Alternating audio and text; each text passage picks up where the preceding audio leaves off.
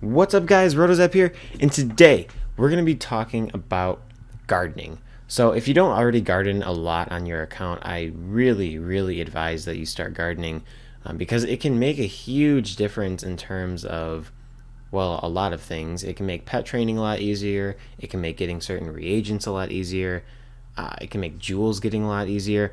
There's a ton of benefits, and on top of that, when you have a really big garden going, you typically get a lot of gold from it as well. So yeah, there's a lot of benefits to having a garden. So this is going to be an updated 2020 guide to gardening, going from the very start to the finish. So how do you begin gardening, and then what do you start looking for when you start to kind of complete your garden.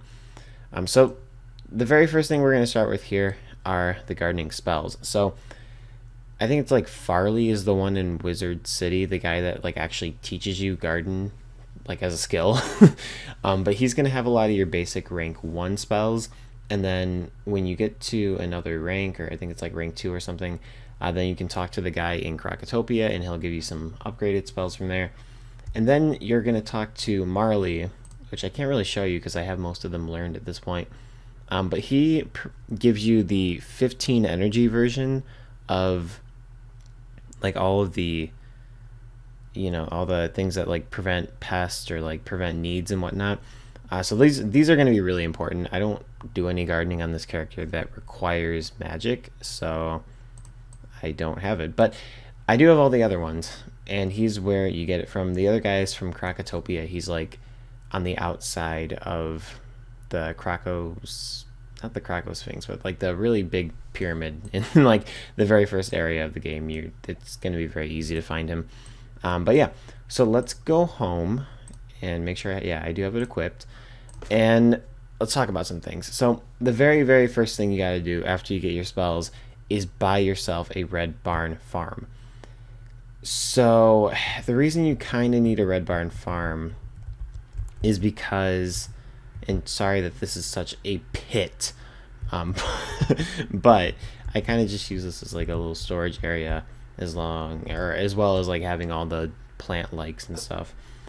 So anyway, so you're gonna want to get quite a few things here, but like I said, you definitely want to start with a red barn farm, because it's going to help your plants grow. I think it's 25% faster than usual, which is really kind of a big deal, especially if you have something like a king parsley farm where it can take a week or two for them to get to elder.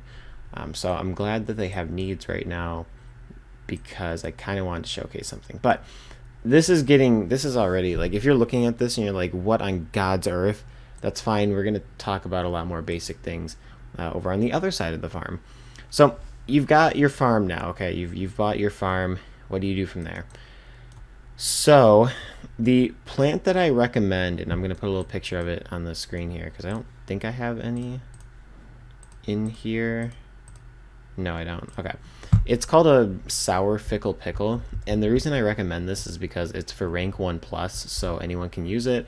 But it just gives a lot of XP. So like if you have a little garden setup that just has like 6 to 8 of them, that's going to get you from rank 1 to probably like rank 3 or 4, which is good because you need rank 3 to plant both king parsley and rank 4 for evil magma peas.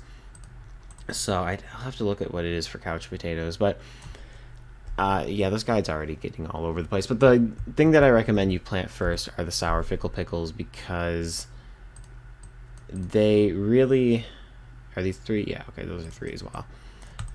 So I recommend you do these sour fickle pickles because they just give a lot of XP. They don't take a ton of time to get to elder, especially if you put their likes with them. But yeah, they just don't take a lot of time, and it's going to get you to where you need to be pretty fast, and they aren't too hard to find in the bazaar, so that's why I always recommend those.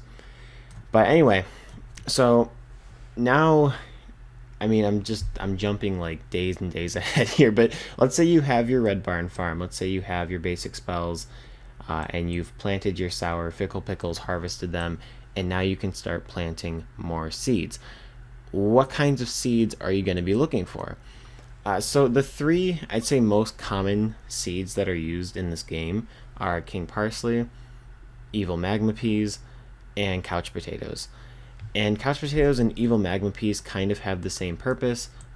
King parsley are a little different. They take substantially longer than both of the other ones, even if you have a bunch of their likes with them. But the cool thing about king parsley is that, number one, you can get more king parsley from mature harvests. So the way that plants work is they start off young.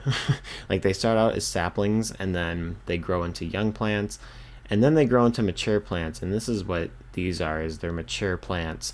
And then once they get to this stage, you can harvest them typically between every 8 to 16 hours. You can harvest these guys. But the cool thing is, once they get to mature, you can actually just leave them alone and you don't have to worry about their needs or anything like that. If you just kind of go AFK and don't visit the house that they're at, you don't actually have to take care of them, and you can just wait until they become elder and then come back and harvest them at elder. And when a plant is elder, it is kind of like a ghostly white color, and that is typically when the best harvest happens. So for king parsley, people plant these because they give a lot of reagents, snacks, gold, and at elder they have the chance of dropping amber, which is a really hard to get reagent. So when I have a huge plot of king parsley, because each of these rows is, let's see, so it's 4 times 5. Right, so okay, 4 times bruh. So that's 20 and then 23. So this is a plot of 69, I believe. Or no, actually it's more than that. It's 71 because I have 2 little outside guys there. So it's a plot of 71 king parsley, which is actually 2 too many. So when I redo this, I'm going to get rid of the 2 that are on the ends here, which I'll explain why in a second. But so this is like called garden stacking, which is a little more advanced. But let me just finish my explanation of what all the plants do. So king parsley, like I said, they're just really good for reagents and gold and stuff. So that's why my fire has like a whole dedicated plot for them. But my other characters all do evil magma peas, and my balance is couch potatoes. So I think the best plant in the game is evil magma peas, like by far, because they take up a medium plot, which there's a big difference between a medium plot and a large plot, because couch potatoes require a large. So I can fit about 26 couch potatoes in the space that I can fit 50 evil magma peas.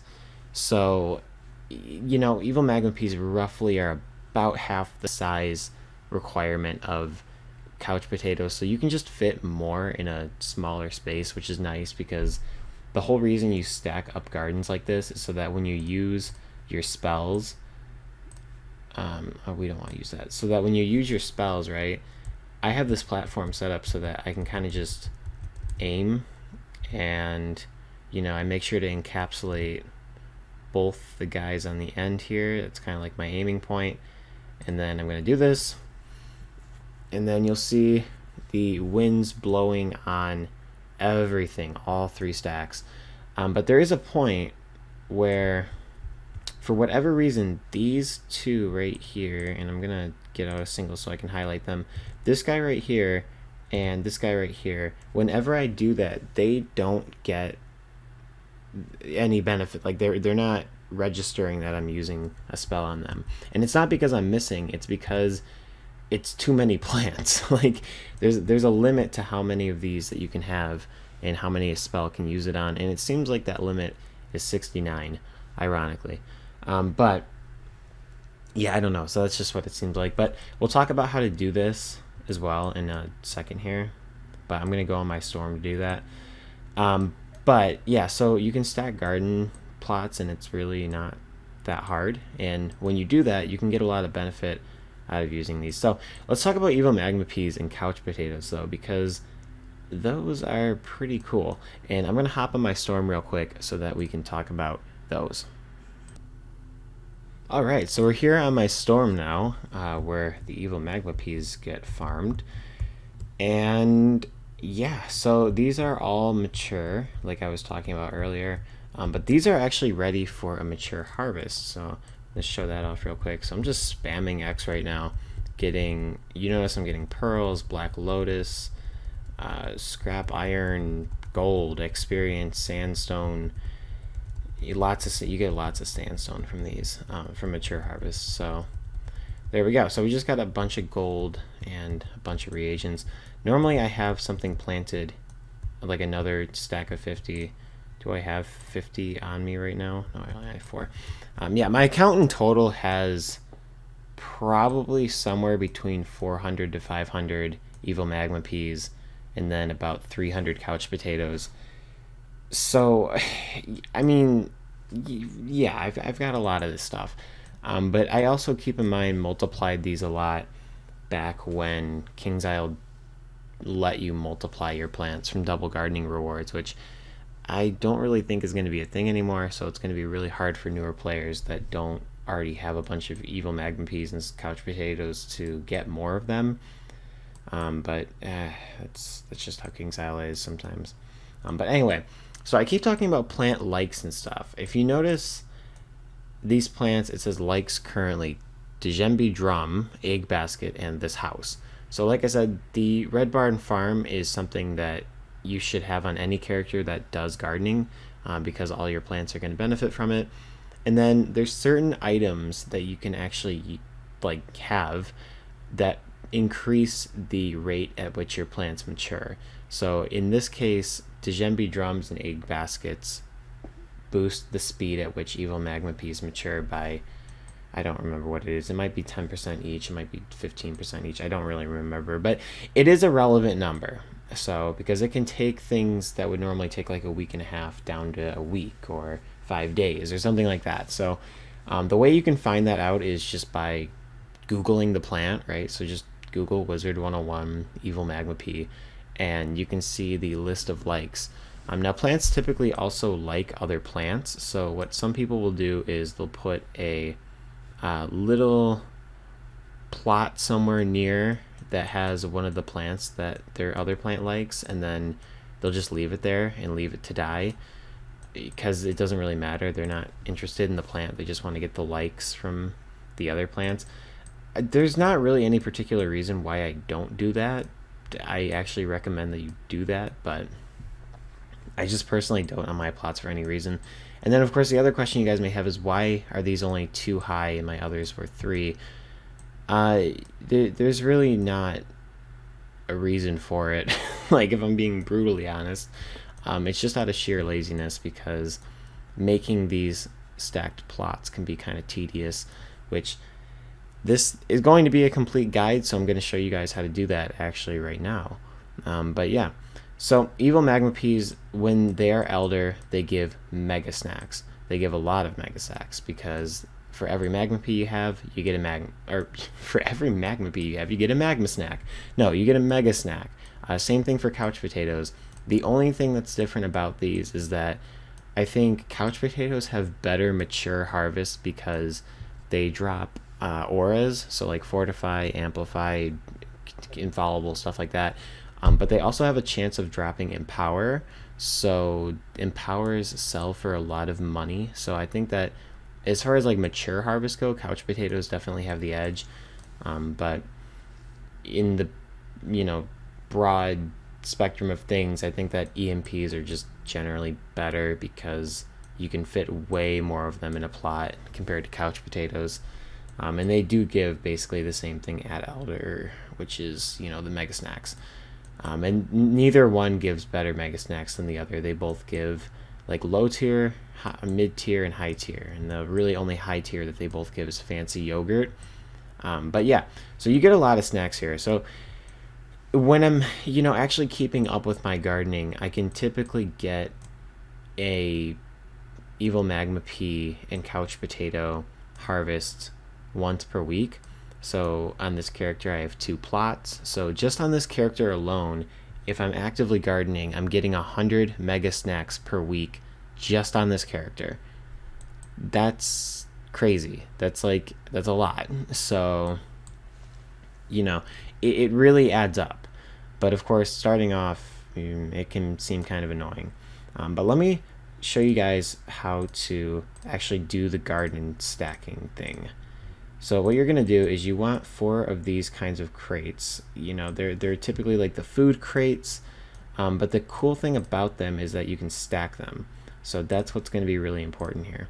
So if you were doing a 3 stack, you would need 8 crates, but since I'm being lazy and only showing you how to do a 2 stack, you only need 4. But if you were to do a 3 stack, it's the exact same process, except for you'd have 4 of these stacked up by 2, so you'd make like a 4x4 cube sort of thing. But anyway, so what you're gonna do is go to your gardening and find your medium plot. Now this is going to be different if you're doing anything other than a medium plot, and you'll just have to figure it out for anything else. But for a medium plot, 4x4 works great. So then we're just going to do this, and for whatever reason, you are allowed to make a plot in mid-air. So now what we're going to do is the general formula for doing this here. So you move this 1 block forward, 1 block forward, and then bring both of them around to the front, and then we're going to do this again. There we go. So they are perfectly spaced out. They are as close as they can possibly be to one another, and there you go. So then, like I said, after you're done with all of this, you can actually just move these crates away, and then now you just have 2 floating plots. And you're going to do this kind of like in the grid pattern that I have here, and then when you're done with all of your upper ones, you can kind of line the 2 up and then put one under it and have a great time with that.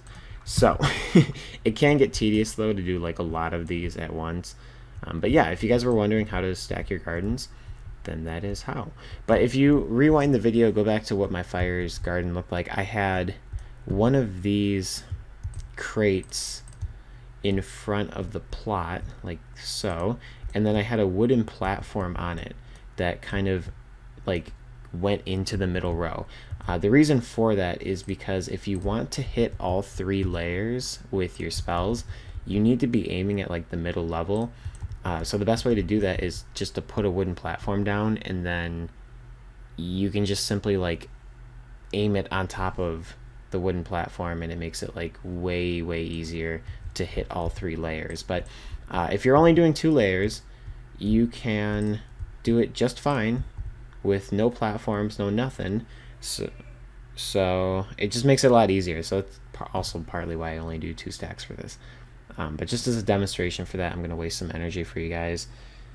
So if you notice, the top layer and the bottom layer are both getting sun, so you don't need any platforms or crates or anything to pull that off, which is nice.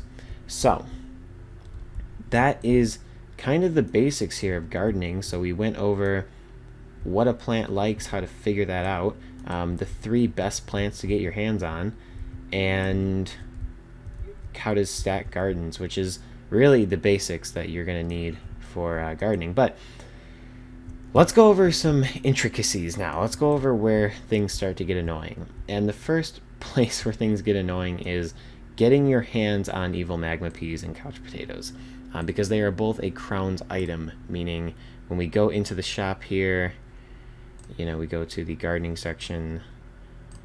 Okay, here we go. Okay, so couch potatoes are 1,500 a piece, and then I think the evil magma peas are even more. Yeah, oh no, they're less. They're 1,250. So the difference is couch potatoes are a lot easier to get because you can farm a ton of things in Grizzleheim, which is really fast to farm, and you can get them as a drop from lots of mobs, bosses.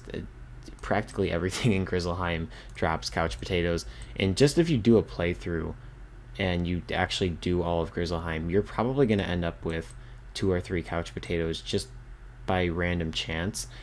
Evil magma peas, on the other hand, are a significantly harder drop rate, and they only drop from like harder bosses in worlds like Avalon and things like that. So they can be a lot harder to get your hands on. What I would really recommend doing next time King's Isle does a gardening sale, which they don't do those very often, if ever, but next time they do, I highly recommend buying a bunch of magma peas, because I know it's always tempting with crowns to buy packs and things like that. Just invest in magma peas, please. Just I have, like I said, literally hundreds and hundreds of evil magma peas, and I started off with 20. I made the investment to buy 20 of them when King's Isle did a gardening sale, and over years and years and years, I've multiplied them into having, like I said, hundreds. Okay, and the same deal with couch potatoes. I literally started with, I think, 3 couch potatoes back in like 2012, and just after multiplying and multiplying and getting more from drops and stuff like that, now I have hundreds of couch potatoes. And like I said, I don't know if King's Isle is going to do the whole multiplying thing anymore when gardening happens, like the double gardening, because how it used to work is when King's Isle did double gardening rewards, not only would you get double the mega snacks and stuff from your evil magma peas and your couch potatoes, you would also get double the seeds. So you would get 2 evil magma peas for harvesting 1. So essentially, every single time that they did a double gardening and you had things that were ready to be harvested, you could double your entire stock of that plant, which was crazy.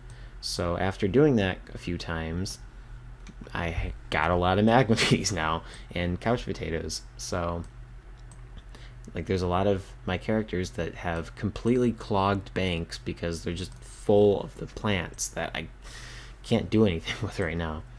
But yeah, so that's kind of the issue here. I really recommend you guys just invest in some evil magma peas because it's a worthwhile purchase. Like, or just even like a couple king parsley as well. Like, because amber is such an annoying reagent to farm for. And the cool thing about king parsley too is that you can get the seeds off of mature harvest, so you can actually multiply your king parsley without even double gardening rewards. So, you know, like I think that that's really a good investment to make. Like if you don't already have, I'm gonna light this off here. Dope. So if you don't already have this stuff, then just invest in it. Like I cannot urge you enough to just buy evil magma peas, even though it seems stupid. It seems like, why would I ever buy a plant from the crown shop with my hard-earned money? Just do it, because this account doesn't have to worry about pet snacks, like ever. I never have to worry about pet snacks. Whenever there's a double pet experience, like I literally don't care, because, or I mean, I don't care about snacks. And here's the thing, like when it's so awful. Like when I go on my other account that doesn't have a lot of evil magma peas or any of that, it's so annoying to pet train without mega snacks. But like on this account, I'm straight booling with all these mega snacks. Like you get pets trained so fast. It's so easy. Like you're gonna make your life so much more simple if you invest in magma peas. So that's kind of all I've got to say. If it's not blatantly obvious, like I said, the plant I think to invest in first is evil magma peas, because you'll probably have a couple king parsley and couch potatoes just from your questing. And like I said, king parsley too can multiply. But now that we've talked about all of the basics, let me just touch on some of the more advanced things. So there's 2 advanced spells that you can buy, Pixie, and it's like an auto plant type of thing. So the auto plant is really, really expensive. It's hundreds of thousands of gold, and the Pixie I think is like 175,000 gold.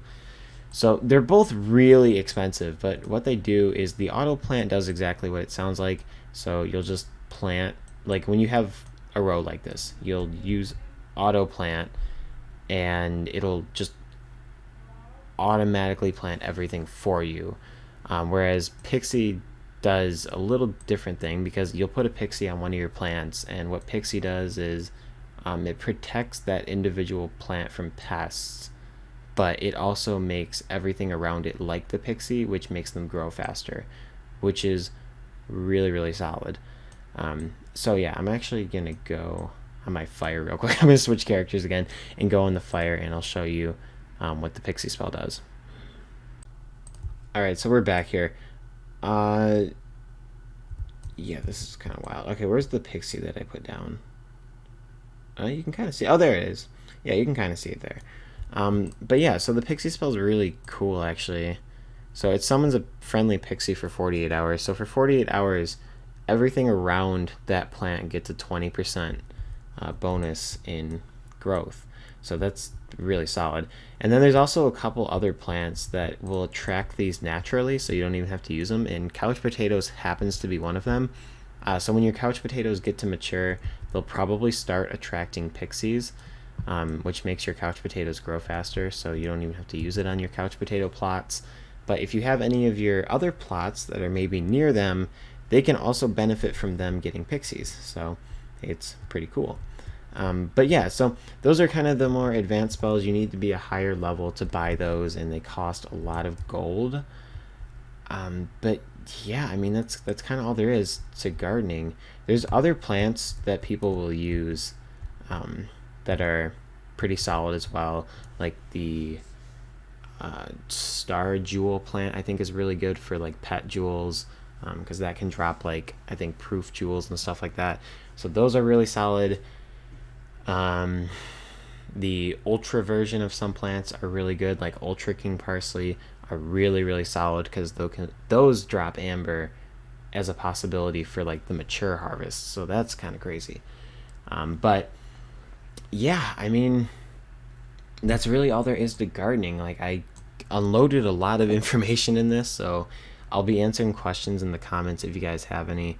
And if you guys have any tips for novice gardeners as well that I didn't cover in this video, feel free to correct me in the comments. But yeah, like I said, so it's not that hard to get gardening.